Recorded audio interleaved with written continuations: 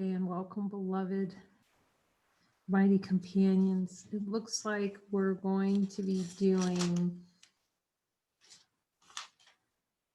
section 4 of the Teacher's Manual. What are the characteristics of God's teachers? Now, yesterday we jumped ahead, so I don't know where we'll go with this. We'll just follow Jesus, whatever's most helpful.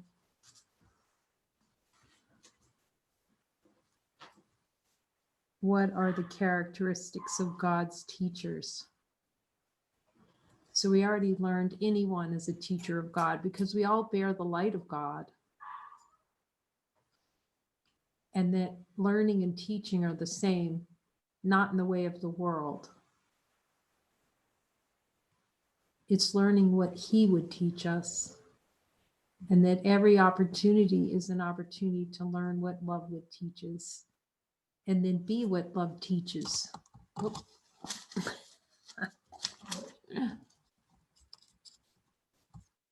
Camera just fell off. Hold on a minute. We'll be right back.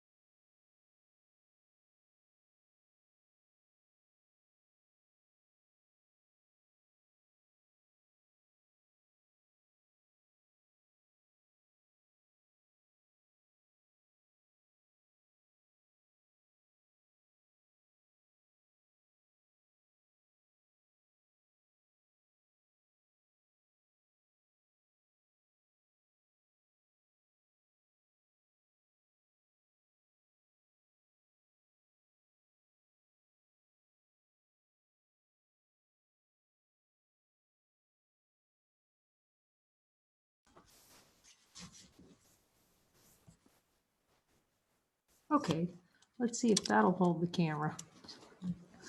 Okay. So we're reminded by Jesus that being is teaching. Because it's being is teaching and learning at the same time. It's celebrating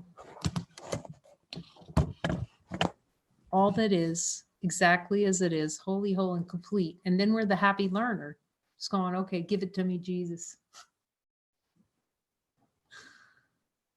Show me. So we'll start with infinite light because we can, because we're that first. It's so helpful to remember this because the trick of consciousness is to pretend that the light comes and goes. Let's check in. Does it come and go? Does the kiss of God on our forehead come and go? No.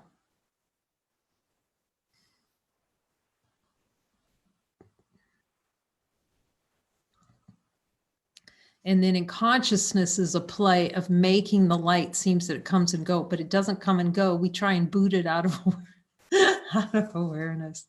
We give it the boot. I don't want to be light. And it's so great. That's honesty of God. When we're sitting around going, you know what? I really don't want to be light whatsoever. There's honesty. Not one shred of it, not even a little squeak of light. You'll start to see it with Jesus. Then we can laugh and see the light's here and we're pretending not to be light, and how much consciousness loves the little games, the little hide and seek with itself. So now he's going to give us some hints. The biggest hint is to look at the light. That's the characteristic. See, a characteristic of a teacher of God is the same as the light. So we can just look at the light right now and probably it'll tell us everything we need to know, but we're going to have it reinforced right here by going through these pages. Just notice, is the light, notice the characteristics of infinite light, because usually we're noticing the characteristics of what's moving.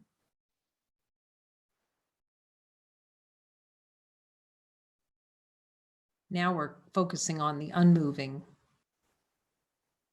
changeless, timeless. I could see in the play of consciousness, I really had to work with Jesus on patience. I may probably have some still to go. Because the light it's not rushing anywhere. That's an idea that it could rush somewhere. It's always here. What are the characteristics of God's teachers? Let's see, Jesus, okay, teach me. The surface traits of God's teachers are not at all alike. They do not look alike to the body's eyes. They come from vastly different backgrounds. Their experiences of the world vary greatly, and their superficial personalities are quite distinct. And see no harm in that. We're not trying to be molded into some idea of a monk.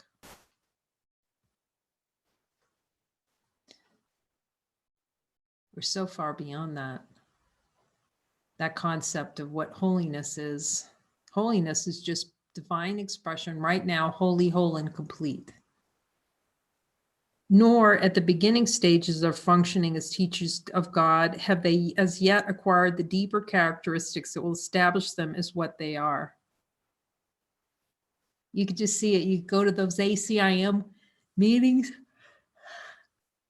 and you're judging who's teaching what. I can see that one. Who's a really good teacher, who knows what they're talking about. No, there's just divine expression. As soon as that little judgment comes in, it's a no to ourselves as divine light. The teeniest squeak, you can ask Jesus. As soon as I have a little squeak of judgment, the tiny little, what about the little? See, it's just hell disguised with a nice little suit on, make it look good, decorate it and put on type of a wedding cake, but it's still the tiniest amount of judgment denies divinity. God gives special gifts to his teachers because they have a special role in his plan for atonement. Aw.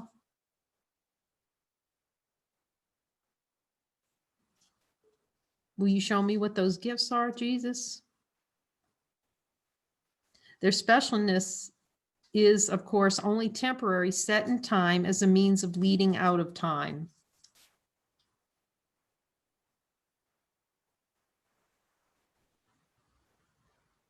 Yeah, I was just had a little conversation there. I said, Jesus, so you give information or share to different teachers of God as appropriate to their function. So he's going to give you whatever information that if he's giving you a function, he'll give you whatever information you need for it. You play music, he's going to, you just know things you can't possibly know about music. I mean, in the ways of the world, of course, you know it because you're all that is. So it's possible. But if you have whatever function you're given, this is part of the unlearning of the way that we have done things before.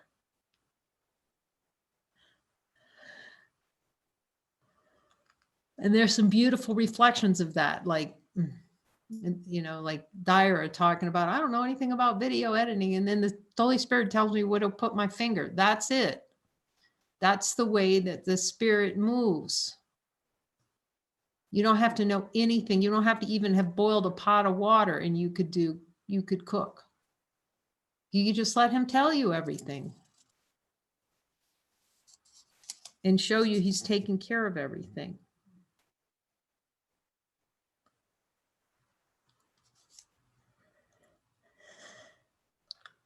These special gifts born in the holy relationship toward which teaching learning situation is geared become characteristics of all teachers of God who advanced in their own learning.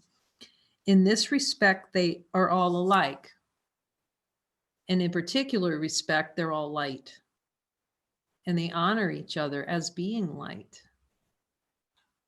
As every being bringing the gifts. See, we're always in a learning situation unless we deny that we are.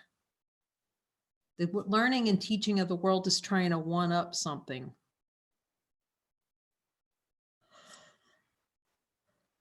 God's teaching and learning situation is very different.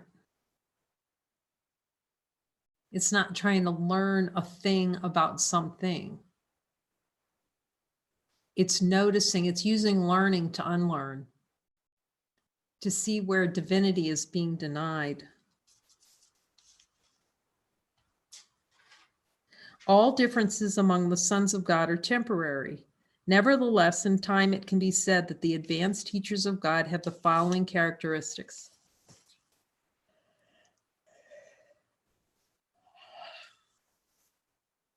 Trust. And we've talked about how valuable trust is. You can ask Jesus on a scale, on the Jesus scale, how important is trust? Trust is essential. Trust will settle every problem now. This is the foundation on which their ability to fulfill their function rests. Perception is the result of learning the ways of the world. It's learning and perceiving that something has otherness to it. This object being one of them, this object being not the same, being separate. This object being broken apart from the rest.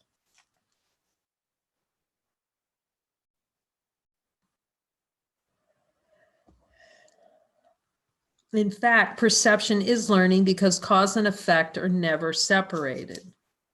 The teachers of God have trust in the world because they have learned it is not governed by the laws the world made up.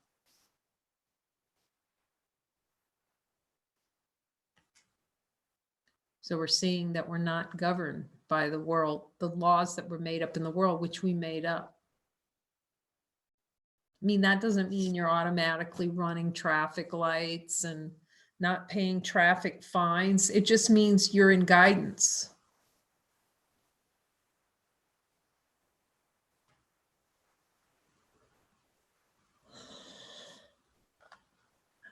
Because the ego would run us all over the place, playing all kinds of rules and this regulation, and we follow God's regulation. But God's practical too. So we're applying for nonprofit status in the US and just going through the IRS. Every encounter, even with the IRS, is going to be a holy encounter.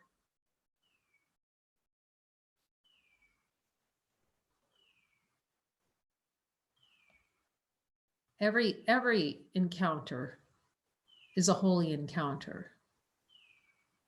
I think I've spoken, I have a little blog post on the holy encounter. I'm asking Jesus, yeah, at the customs counter, holy encounter. Going through custom, asking about, can I bring these spices in? We start getting a conversation. Says, yes, you can bring them in. You don't have any cocaine in there, do you? That's what he asked me. I said, no.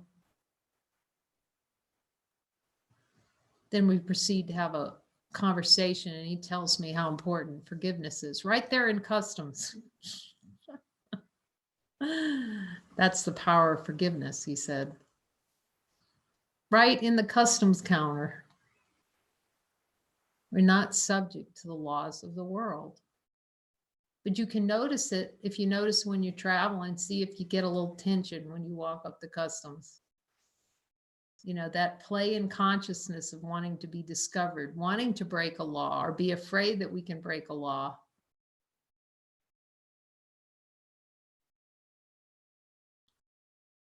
And Christy and I were walking in downtown Chapala. It was such a relief. 3 police cars, policias, drove by, and we're like so calm. And it was so helpful. These things start falling away, the idea.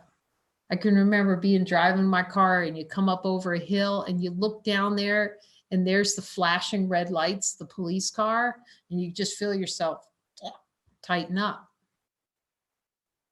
That's self-judgment right there. That's being out of trust.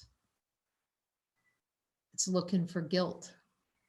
I did something wrong. I've been driving too fast. See, those are just all plays. Be at peace. And if the officer comes up to your car, holy relationship.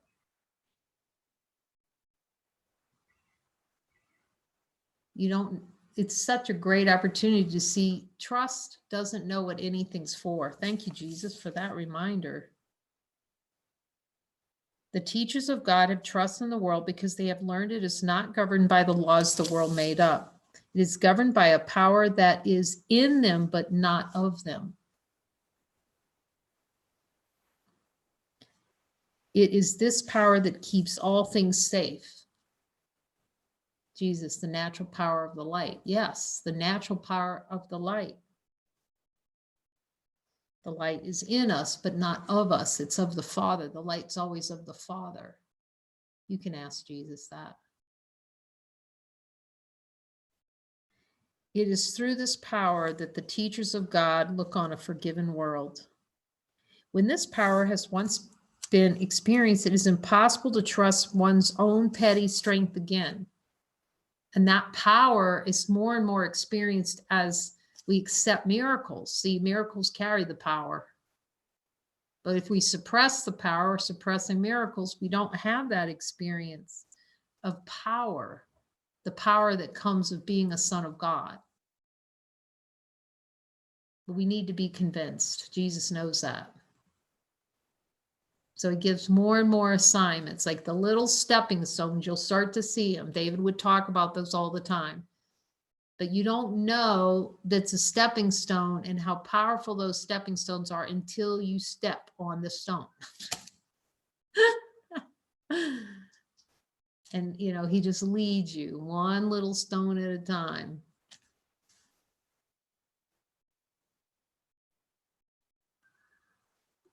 Until you're like fully getting on, just like, the perfect example for me was the motor scooters or riding motorcycles. Starting out in India. Hey, you need a ride somewhere? Jump on. It's like, oh my gosh. Okay, let's go. All the violations, no helmet. Okay, we're going. And traffic that's indescribable. I don't even know how they do it in India. I really don't. It's mystical. They just, violates all the rules of whatever. And somehow it works. You see a little bit of that in Mexico too. It's pretty wild. But again, infinite light doesn't have to obey the laws of the world in that way. So start out with there and then another little stepping stone. Okay, ride this one and get on the back of that one and get on the back of that one. It's just like that until first thing you know, I'm passing one of those motor scooters and he's going, yep, and you're going to rent one of those and drive it around. The last thing on the I list. That if we stick to what's on our I list, we'll always be an I. Me, an I, me, hell.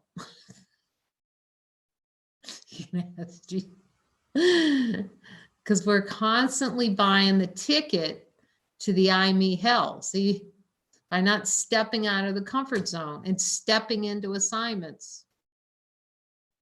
It's going to be a long, hellacious journey without stepping up into it. By saying no to these assignments, saying I'm not ready. And that's the I, me bubble.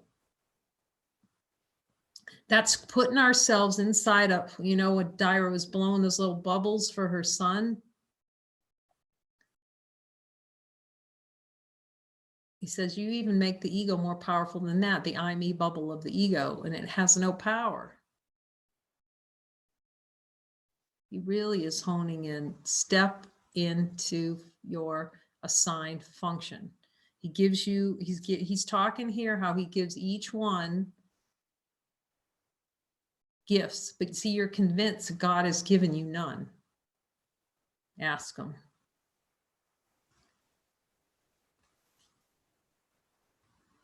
And he's reminding me, I was talking to, having a joint each day, and someone's saying, well, I don't feel the spark in it. Don't go buy a spark.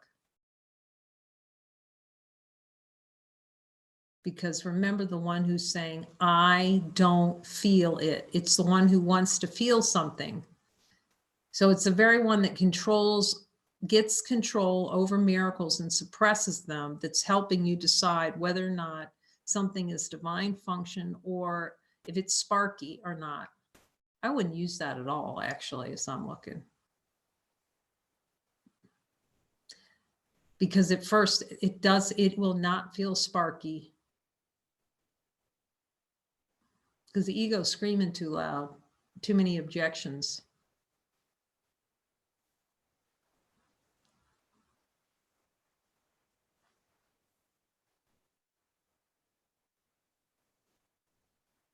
So it's not going to be, oh, I really want to do, but there'll be sometimes there's just resonance of being. That's a different thing. It's like being called Arunachala in India. I wouldn't call that a spark, but it was a, and I had heard it already. I'd heard it a couple of months before. Go to the mountain, go to the mountain. It's like, I don't know what that mountain is. I don't know.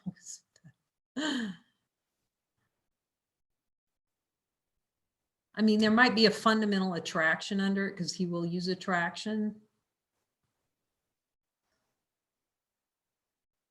But trust is always about trusting yourself, that you have more value than you're giving yourself credit for. And the way you find out how to really give yourself true trust is to accept the assignments and go. It is through this power that the teachers of God look on a forgiven world. So trusting is following, trust and follow. So they're like the little companions, the Holy Spirit companions. When the power has once been experienced, it is impossible to trust one's own petty strength again. Who would attempt to fly with the tiny wings of a sparrow when the mighty power of an eagle has been given to him? Boy, the eagle is going to fight the eagle. See, we have ego and eagle now. The little translation program was right after all. It would use the word eagle for ego. When we've been given wings of eagles, and who would place his faith in the shabby offerings of the ego when the gifts of God are laid before him? Every time we don't follow, shabby. What is it that induces them to take the shift? That's a good question. To make the shift. Decision. Decision that they're valuable. That we're more valuable than the idea that we have of ourselves. Development of trust. A. First, they must go through what might be called a period of undoing. And we're so used to doing, there's going to be a lot of undoing. Typically, Jesus said yes. This is really, trust is so essential for this. Because the ego puts up a ruckus. But listen to his next sentence. This need not be painful, but it's usually is so experienced. I'm just asking, that's part of that interpretive function in consciousness that likes to interpret. It's sure it's going to die. It's sure you're going to be killed. That God's coming to get you with a pitchfork. It seems as if things are being taken away and is rarely understood initially that their lack of value is merely being recognized. This is so true. It just feels like sacrifice at first. It feels like you're being stripped down to a nub because of the interpretive function of consciousness. What's happening is the unnatural nature that we were trying to hold on to is just falling away, that the ego's going, I feel like I'm naked, like there's nothing here. There isn't anything here. But the ego's still trying to hold on to it, so that's going to hurt. So it does feel like stripping down when you really start looking deeply. Now we can play in consciousness and eke out a timeline. But Jesus says that is neither gentle nor merciful. It's very unmerciful. The ego would call it gentle. No, it's the ego's a monster.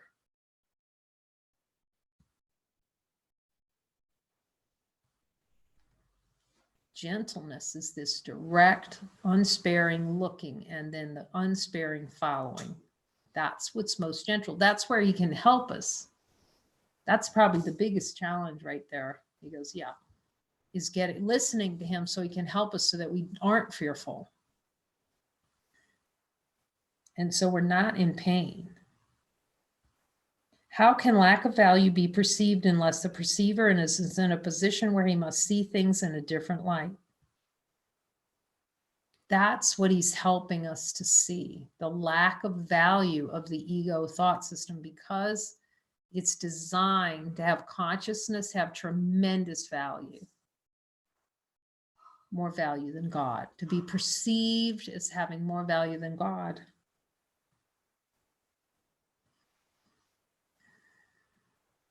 He is not yet at a point in which he can make the shift entirely internally. And so the plan will sometimes call for changes in what seem to be external circumstances.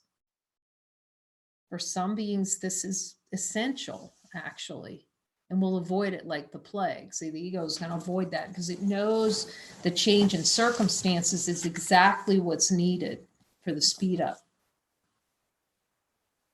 These changes are always helpful. When the teacher of God has learned that much, he goes on to the second stage. Next, the teacher of God must go through a period of sorting out.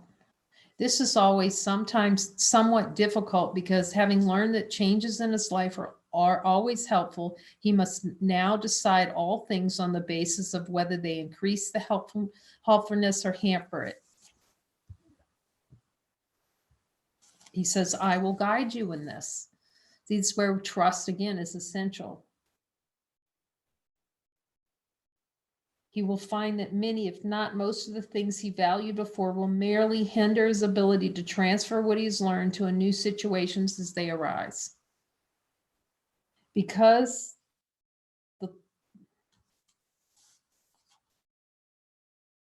he has valued what is really valueless, he will not generalize the lesson for fear of loss and sacrifice.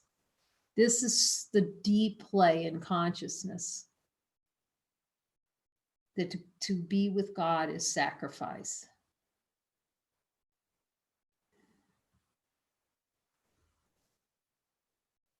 It takes great learning to understand that all things, events, encounters, and circumstances are helpful. That's what the ego doesn't want to see, because it likes rejecting some and making some more valuable. So it goes like this.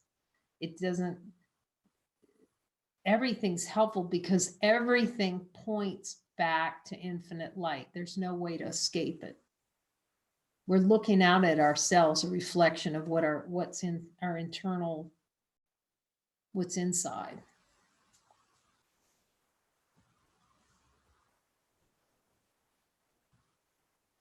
Because he has valued what is really valueless, he will not generalize the lesson for fear of loss and sacrifice. It takes a great learning to understand that all things, events, encounters, and circumstances are helpful. It is only to the extent which they are helpful that any degree of reality should be accorded them in this world of illusion. It's just seeing the helpfulness in all things, but not necessarily making it real. The word value can apply to nothing else. It's only seeing, being able to get the discernment between what's valuable and the valueless.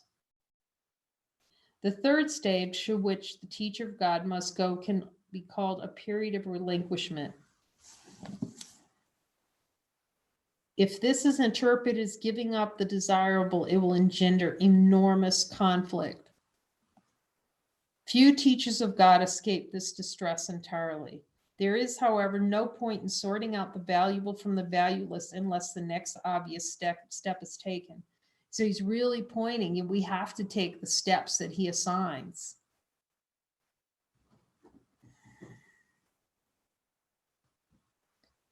That's why establishing this relationship where we can talk to him and he can explain things to us is just invaluable. It saves the suffering that would otherwise be experienced as we move through these quote unquote stages.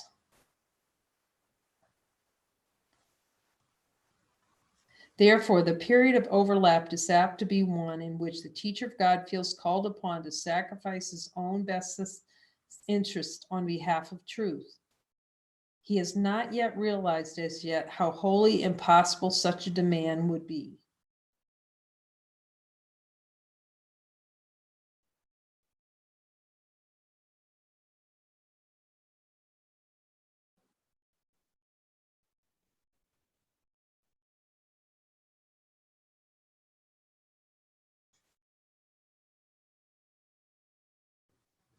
Therefore, the period of overlap is apt to be one in which a teacher of God feels called upon to sacrifice his own best interests on behalf of truth. He has not realized as yet how wholly impossible such a demand would be. That's how deep that idea of sacrifice is. It's really deep, actually. He can learn this only as he actually does give up the valueless.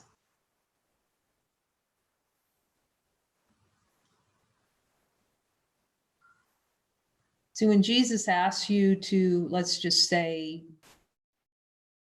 he doesn't necessarily recommend it for everyone, but if he recommends it, let's just say downsize, let's just call it that. It's an opportunity to see where value is being placed on the valueless.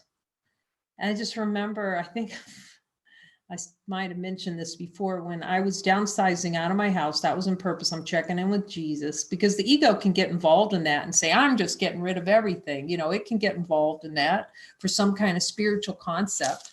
For here, it was valuable because, as I mentioned, I had every since a piece of paper around my life. I think every receipt from, 1974.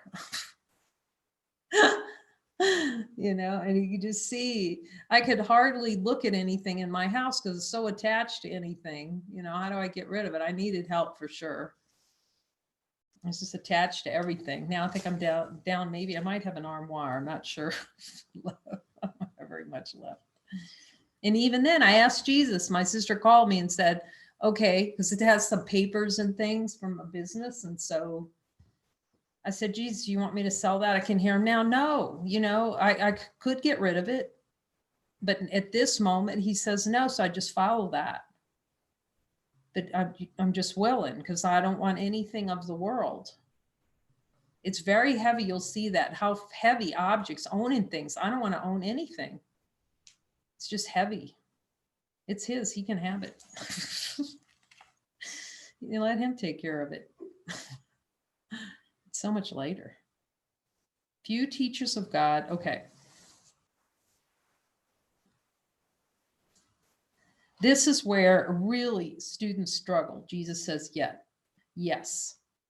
The third stage, period of relinquishment, because we have such an attachment to objective experience and objects as our security, as a means to get to heaven. And all these things are so desirable. And so there'll be conflict. You'll be fighting yourself. Few teachers of God escape this distress entirely. There is, however, no point in sorting out the value from the valueless until the next obvious step was taken. And the moment I pulled out of my driveway, to drive down south, and then I was going to come to Mexico, just peace. Like the ego will fight with it and but then when it actually happens, you're like, you don't miss it at all, because he knows your happiness was not in that object or owning that, or however he shows it to you.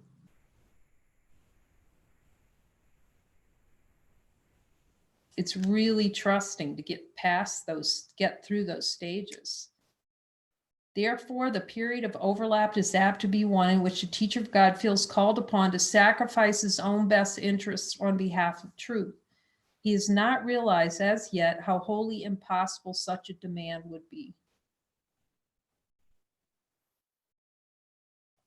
Yeah, this is where a lot of kerfuffle comes.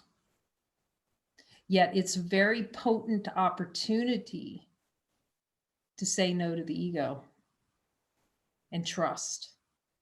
Very potent. Very potent means to say no. Jesus said yes. It's very potent. Through this, he learns where he anticipated grief, he finds a happy lightheartedness instead. That was like pulling out of my driveway. Where he thought something was asked of him, he finds the gifts bestowed on him.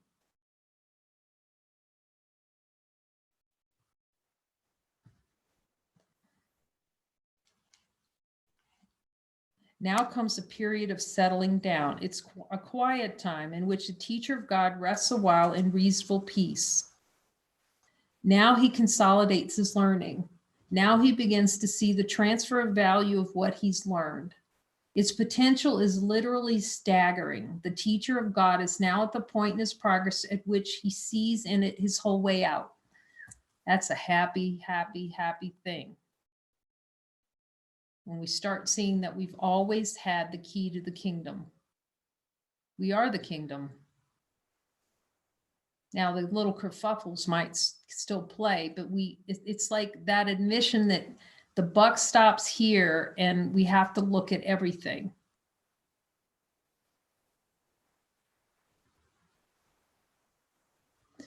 Give up what you do not want and keep what you do. How simple is the obvious? So it's giving up all these desired experiences, which is where we are now. We're looking at how we like to play in the objective experience. And how easy to do. The teacher of God needs this period of respite. He has not yet come as far as he thinks. Yet when he is ready to go on, he goes with mighty companions beside him. Now he rests a while and gathers them before going on. He will not go on from here alone. That's why we're given for each other.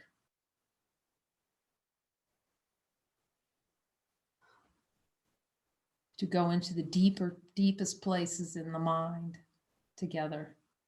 The next stage is indeed a period of unsettling. That's looking at chapter 20.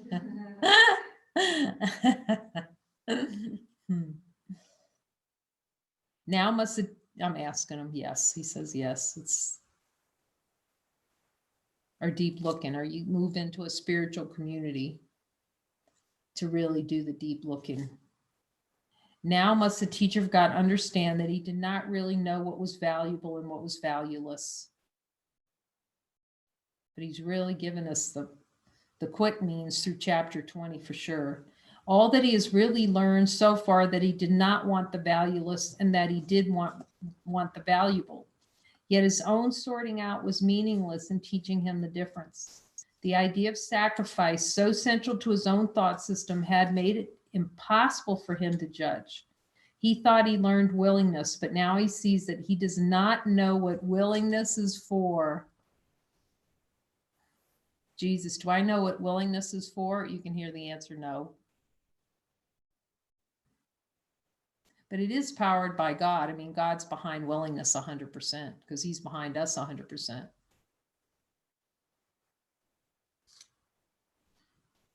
It's an interesting conundrum, willingness, because we're already what we are. Willingness is just to see what we are. See, we thought we had to have willingness so because God was going to make us do something we don't want to do. That's why we think we have willingness. You can ask them. I have to be willing. No, it's just willingness to let the value in the false fall away. The value in what's untrue, and just let that fall away. The value in what can never be fall away. Just let it.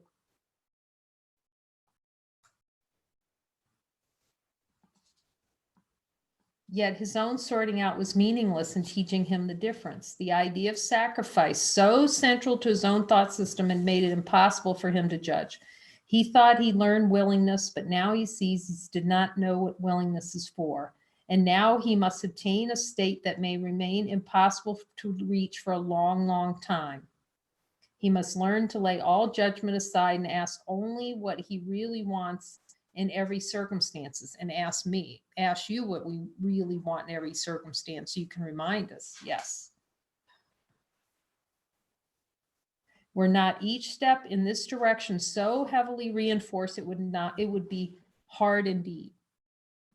And he's doing that through the time and space rearrangements. That's the reinforcement, because we're so used to looking toward form.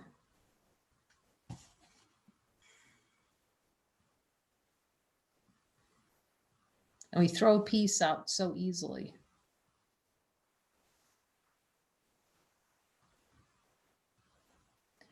And I'm asking him about chapter 20 is to help cut down the time on this spent in this phase. Yes. I feel he's saying yes. You can ask him because you can hear him too. And finally, there's a period of achievement. It is here that learning is consolidated. Now what is seen as merely shadows before becomes solid gains to be counted on in all emergency as well as tranquil times. That's going to him for everything. Indeed, the tranquility is their result, the outcome of honest learning, consistency of thought, and full transfer of training. This is the stage of real peace, for here is heaven's state fully reflected. From here, the way to heaven is open and easy. In fact, it is here. Who would go anywhere if peace of mind is already complete? And who would seek to change tranquility for something more desirable? What could be more desirable than this?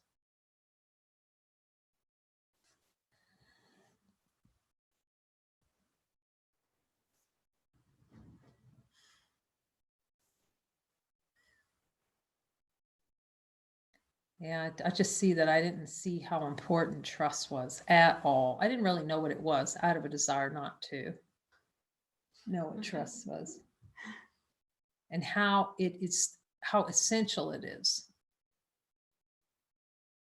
until even trust falls away and you see that you're beyond trust.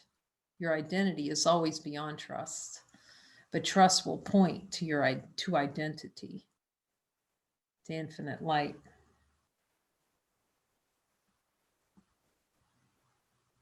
Consistency of thought, the outcome of honest learning. I said, Jesus, you're pointing to the happy dream, aren't you? And he says, yes.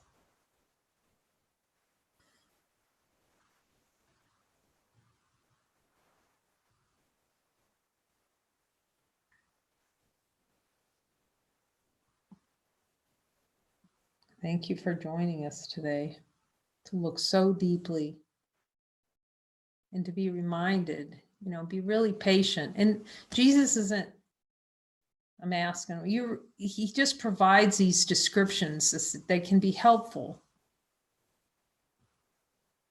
There's no lockdown on it. I don't feel compelled to say, Jesus, what level am I at? I just ask the question. We all ask the question, are we truly at peace now? Is there any desire I can see through with you?